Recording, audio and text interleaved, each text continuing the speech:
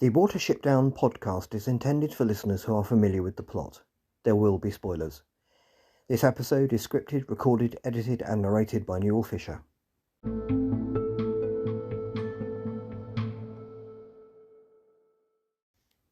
Hello, and welcome to the Watership Down podcast episode 145, in which we will be looking at the first 2/3 of Season 2, Episode 8 of the TV series and Episode 21 of the series overall.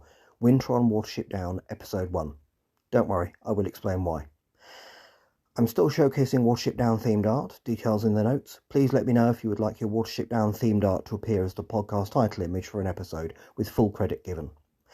Anyway, let's explain what's going on.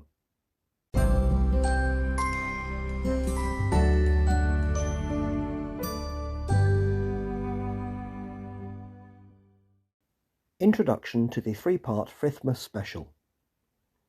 By sheer happy coincidence, the two Christmas-themed episodes of the Watership Down TV series have fallen in December, and I cannot resist the opportunity to make something of that. However, there are 3 weeks left until Christmas, and I only have 2 episodes to play with.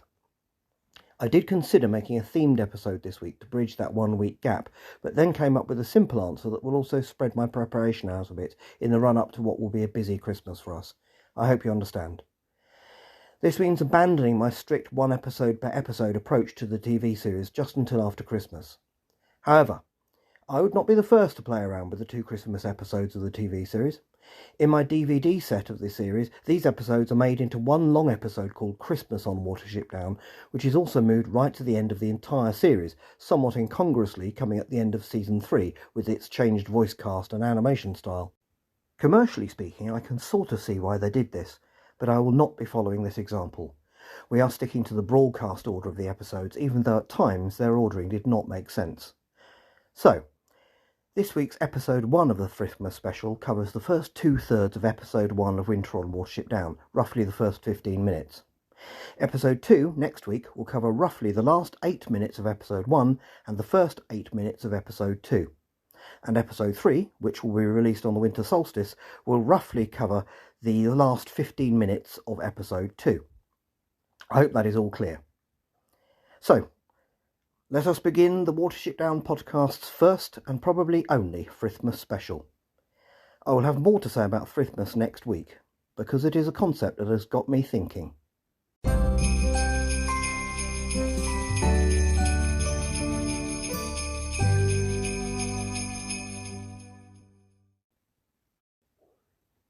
Season 2, Episode 8, Winter on Watership Down, Episode 1, and Frithmas Special, Episode 1. The 21st episode of the Watership Down TV series was first broadcast in the UK on the 21st of September 2000. It was written by Mary Crawford and Alan Templeton. There will be a link to the episode in the notes. This episode of the podcast covers the first 15 minutes. The title, Winter on Watership Down, is shown against a cold grey sky. The music is a little desolate at first. Keehar soars through the sky. The music brightens as the clouds part. Keehar descends towards a church on a dark winter's evening. The landscape is covered in snow and brighter colours are emanating from inside the church. Outside the church, 4 horse-drawn sleighs wait for their passengers to leave the service. We are thoroughly in the territory of the Dickensian, not to say Arcadian, vision of Christmas here. I really wish I could say I have seen a horse-drawn sleigh, basically a carriage with sleigh blades instead of wheels, used in this country, but I never have. We simply don't get heavy snow every year sufficient to justify their use. But, bearing in mind the blended North American and British nature of the landscape of this series, we can probably understand it featuring a fall of snow that would normally paralyse all transport here, unlike places such as Scandinavia or Canada, where you seem to know how to cope with such snowfall, mainly because it is normal winter weather for you. And, of course, this series was a British-Canadian collaboration. Underneath the bare branches of the tree on Watership Down, Fiver and Hawkbit, who are attempting a winter silflay, are treated to one of Keehar's more spectacularly disastrous landings, all the fault of the snow, of course. A dollop of snow lands on his head to complete the experience. Underground, in the honeycomb, Bigwig is complaining that they can't possibly make a feast out of the meagre pile of leftovers they have. Isn't all flavour our leftovers? Blackberry points out that they are lucky to have what they do. Many animals are going hungry this year. It seems this kind of winter is not unusual here. Hannah says hard times lie ahead. Blackberry adds that they should perhaps cancel the feast. Hazel agrees. This is an awkward aspect of a central theme of a winter festival for humans as well, of course.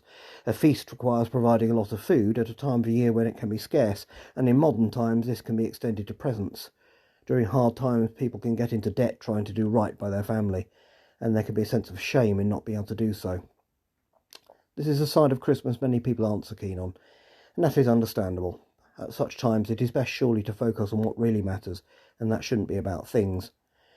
But that's easy to say to a person, or indeed an animal, who is going hungry. Pipkin, who is the youngest rabbit who first arrived on the down in this version of Watership Down, breaks through the pessimism with another Disney moment as he says he is going to collect holly for the feast. This is the first hint we get that the makers of this series have decided that this really will be a rabbit Christmas. In the novel, the only rabbits using decoration are those of the Warren of the Snares, with their shapes portrayed on film for the first time in episode 3 of this series, to its absolute credit. But they have the time to do such things, as all their food is provided for them by a snare-setting human. Here, such decoration is being used at a time of year when there is very little food. That's very human. Pipkin jumps up and down with excitement as he says the days will get longer now. These are rabbits who know about the winter solstice, it seems. Pipkin adds that the Feast of Frith is the best time of year. Bigwig humours him. Pipkin says that Frith will shine down and make everything warm and green again. Repeating that this is the best time of year, he is off.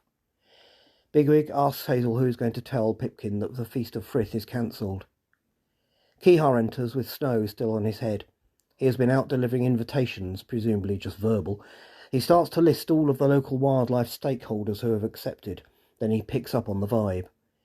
Bigwig tells him they may have to cancel, but Hazel, seeing Fiver and Pipkin playing, says they can't. In another decision that might make you question the wisdom of this, Hazel, he announces that they will raid the farm and bring black flayraw for everyone. I cannot help making another Monty Python reference here. Remember the conversation in Monty Python and the Holy Grail about whether swallows could carry coconuts from the tropics to Britain? Similarly, how are a small group of rabbits going to get a feast's worth of food for the local wildlife from Nuthanger Farm to Watership Down? Perhaps they could get Keehar to fashion some kind of line curled under his dorsal guiding feather. I digress. Above ground, the snow is still falling. Hazel promises his mate Primrose that they will be back soon. Bigwig says the weather is the least of their worries. At this time of year, the Alil, who you have to assume are not invited, get hungry as well. They set off, Keehar leading, followed by Hazel, Bigwig, Hawkbit, Dandelion and Fiver, leaving Primrose, Blackberry, Pipkin and Hannah on the down, who watch them go. Hannah comments that it's a hard, cold night to be away from home. The weather is getting worse, as wind adds to the snowfall. Hawkbit questions inviting other animals to a rabbit celebration, but Hazel and Fiver point out that all animals know when the days are getting longer, even the trees, and happiness shared is happiness doubled. Hawkbit agrees grudgingly. Hazel says they should have crossed the pylon line by now. Bigwig replies that everything looks different in the snow, but he thinks they are going the right way. Meanwhile, Keehar is bemoaning the fact that he isn't in a warmer place as he struggles against the freezing wind.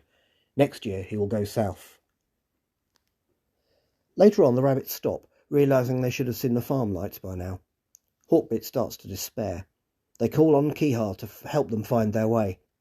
Hazel is tempted to go back to Watership Down, but Bigwig says they can't give up on the raid that easily. However, they will be lucky to get back at all. Keehar says he will help get them home and to follow him. Later still, they reach a frozen river.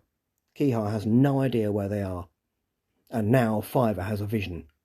No way across without a loss.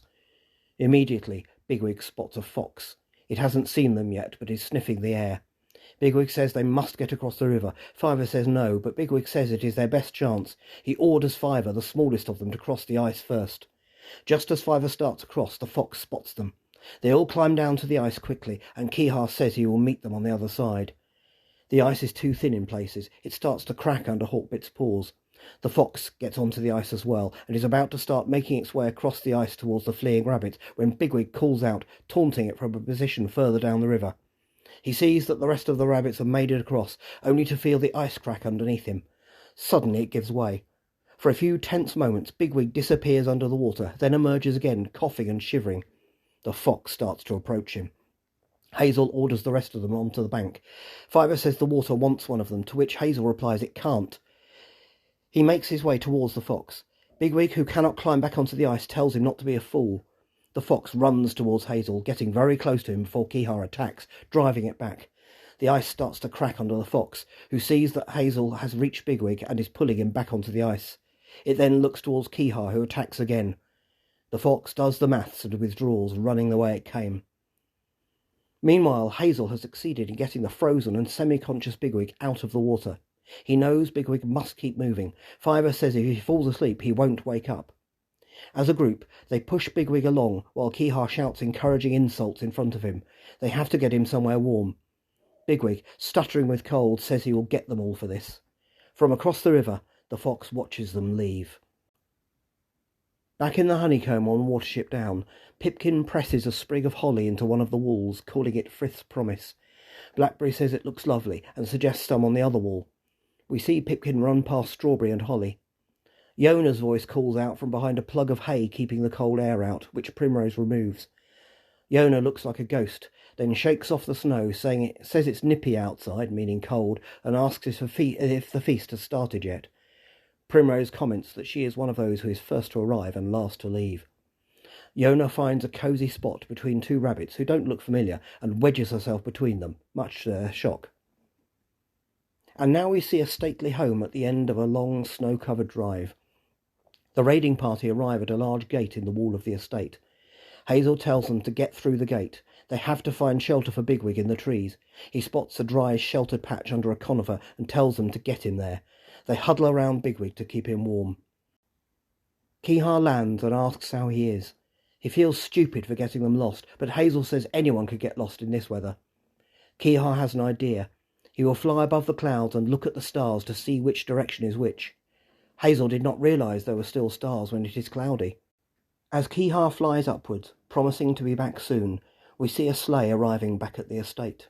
It passes through the gate, and with a jangle of sleigh bells, right past the amazed Hazel. He calls the rest of them. Where there are humans, there is food, and maybe shelter, Dandelion points out, as well as danger, Fiver adds. Hazel says they have to risk it for Bigwig's sake. Besides, Hawkbit points out, the sleigh tracks will be easy to follow. But what about Kihar, Dandelion asks. He won't know where to find them. Hazel replies that Bigwig is the priority. Kihar can look after himself.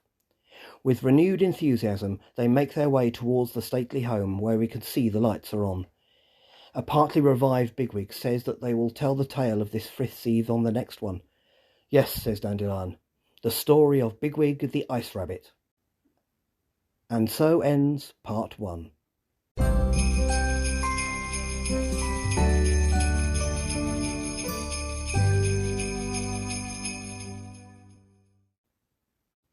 Is it canon? Obviously not. However, the themes of struggling in snowy weather do seem to reflect Chapter 14 of Tales from Watership Down, which was published 4 years before and represents Richard Adams' only work on Watership Down set during a snowy winter. And, as was pointed out by Leah Michaela when we went through Tales, there will be further such parallels with Tales from Watership Down in this tale of Frithmas. Watch this space.